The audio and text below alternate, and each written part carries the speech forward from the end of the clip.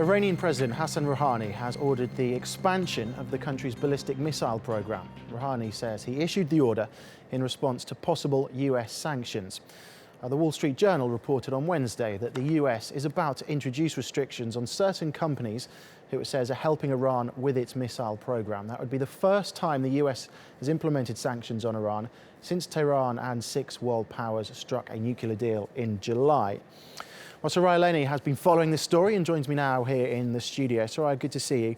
What exactly has Rouhani said then, and what is the background to all of this? Okay, so as you mentioned, of course, he's made these comments. He's given the order to the Defence Ministry to step up production of Iran's ballistic missiles, but he's made very clear as to why, and that's because of these reports that the United States is considering further sanctions on Iran's ballistic missile program and those involved in helping. So clearly the president's not very happy, but you have to look at it in the context of the ballistic missile program and exactly what Iran has in its arsenal.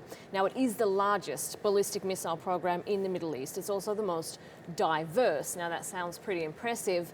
However, realistically, they're not very accurate and they don't work very well. They have the largest system, but it's not very accurate. Compare that to Israel's. They have a smaller arsenal, but they're much more accurate and they're much more powerful.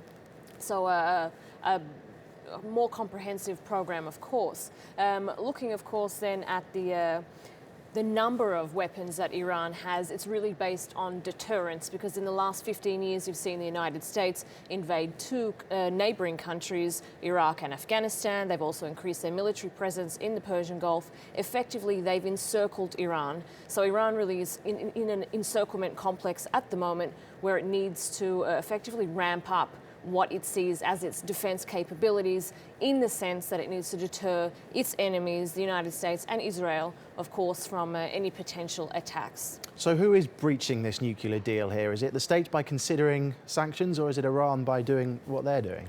Well, this is a very interesting question, because this is one of the most contentious issues of the nuclear negotiations. Was this ballistic missile program? Iran wanted it completely removed from the nuclear negotiations. They wanted all sanctions on the ballistic missile program removed as well. They didn't get that. These sanctions are still in place, and they're going to be in place for another 8 years. There's also a conventional UN weapons ban that's going to be in place for another 5 years. So the United States can argue that they're well within their rights, because there are still sanctions on the ballistic missile program. They're well within their rights to introduce further sanctions on individuals seen as perhaps helping Iran and breaching this international ban.